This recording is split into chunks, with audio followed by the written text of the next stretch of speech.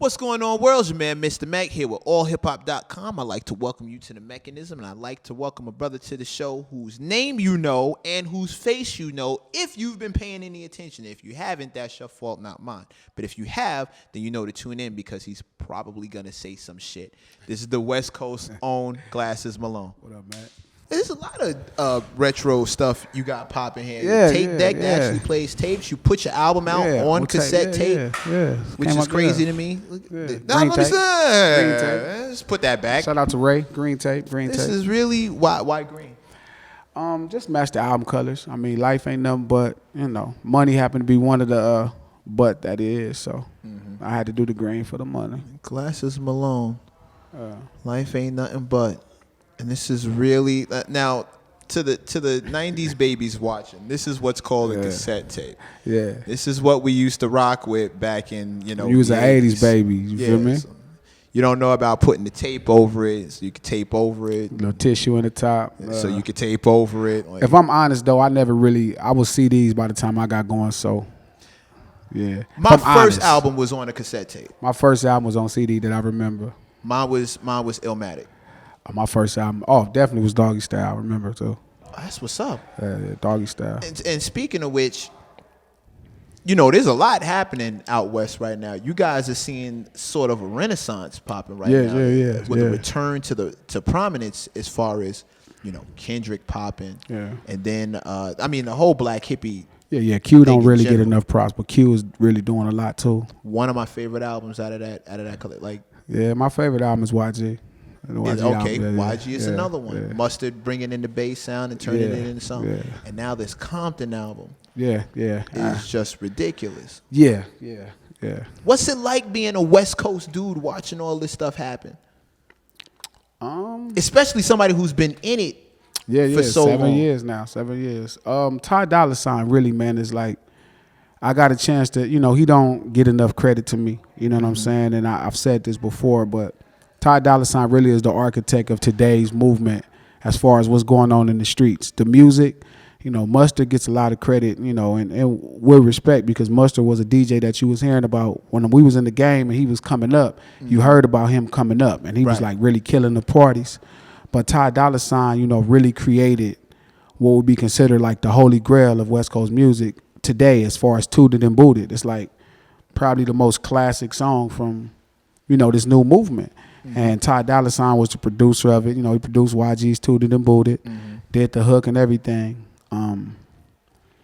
So he taught Mustard a lot about the production, you know what I mean? So to watch him do his stuff it's been exciting to watch that. As far as everybody else, it's wonderful. You get to see the stuff, like I said, that YG doing, that RJ is doing, that obviously Black Hippie, that's family, so I really don't always go overboard with them. But even Tiger, it's just so many it's a lot of cool stuff going on at home. It has always not fascinated me, but I've always been a fan of the way that the West Coast holds each other down. I wouldn't say that. From the outside looking in, it always looks like you guys are cheerleading each other and cheering. I can understand there's some internal strife, but I'd like to ask you about that, because from the outside it looks like it's like all for one and one for all. Nah, man, California is no different than Atlanta, New York, or the Midwest. I mean, it's a certain level of competitiveness, and people don't always work with each other, and you got to be somebody and people will work with you. You know what I'm saying? So, but it's the same level of competitiveness. We all fans. Everybody's a fan, but everybody trying to outdo everybody. You got Nip, Dom. You got so many different movements coming up. Like I said, I'm just naming all of the stuff, and when I think about it, there's so much stuff. So, you still got the same stuff you got in New York, same stuff in Atlanta, same stuff in Chicago. The same scenes. It's competitive, and that's where it becomes, at times, it seems like a crab in a barrel type of effect. Well, see, the difference is I'm not used to hearing dudes from New York, mostly dudes from New York. I'm not used to hearing them mention other guys from New York that they like. You just ran down a laundry list of dudes from LA, like strictly out of Cali. That you did. I'm probably the only person that does that. Nobody, if you look at the Black Hippie interviews or the Nip Hustle interviews or the Dime interviews or the Tiger, they not really necessarily naming everybody. it's always that level of competitiveness. You know what I'm saying? I can name them all because, you know, at the end of the day, it's like I watched them kind of all come up. I'm 2 or 3 years ahead, and it don't matter where they at. Like, I'm still competitive the same, so I don't need to not give somebody else props. But everybody mind state ain't like that. You know what I'm saying? So everybody, if you go look at their interviews, they for sure ain't gonna be shouting out too many people, and most of them definitely ain't gonna shout me out to that degree. So, but I mean, it don't matter to But me. it doesn't stop you from doing it. Nah, because it's like I can give everybody a help, and they still ain't gonna be better than me at this. You know what I'm saying? Not like that. It's just No, I'm it's like deep that. in it, man. I study, man. I study all day and night, man. I don't. It's like I'm saying, man, like Michael Jordan can shout out LeBron James and anybody else, you know what I mean, if he thinks he at a certain level. I'm at a level to where really, you know, I get a lot of information from them anyway. The ones that's close to me going to be down. The ones who not, it's going to be what it is. But I'm still proud to see it all happening. You know, I remember really fighting for a lot of the stuff that's happening. So it's dope to me. Around me personally with wisdom. That's an interesting point of view. There's a lot of ageism in hip hop where they feel like, you know, once you get to 35/40, it's time for you to basically go. Yeah. And you sound like that. I've always felt like I wanted to hear seasoned artists, somebody who already has it all together, who's not trying to figure it out. Like, I'm always looking for the answer.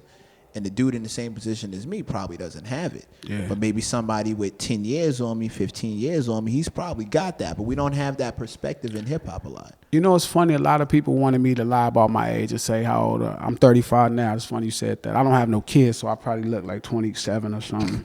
So you have no kids and no wife. You know, you don't really get old fast. But and I live like how I want to live. So, but I mean, somebody 17 or 16, like I'm from a gang. My little homies 14, they look up to me. Right. My OG homies, I make them proud. So you really in a perfect age bracket right now. You don't, as a man, you probably don't hit your primes until your 30s. You know what I'm saying? You really start understanding. Because when I got in this game and I was 26, 25, man, we was gun tote. I wasn't even in the gang yet. We still was trying to get in, but we was idiots. You know what I mean? We was still full out gang banging.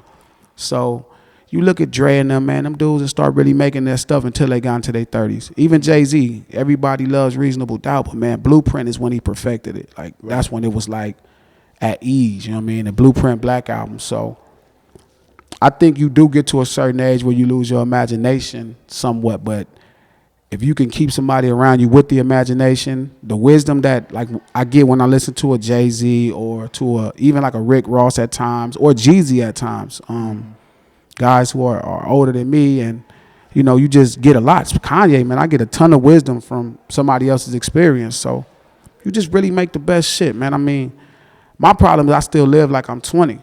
When you don't have kids and shit, like you buy cars when you want, you go where you want, you fly, you know, you fuck with the broads, you do whatever you want to do. So I really tend to always relate to younger people, but I always try my best to keep people around me with wisdom, so you know I can hopefully get their age. I don't want to come up short, you know what I mean? Right. Long life could come to a short end.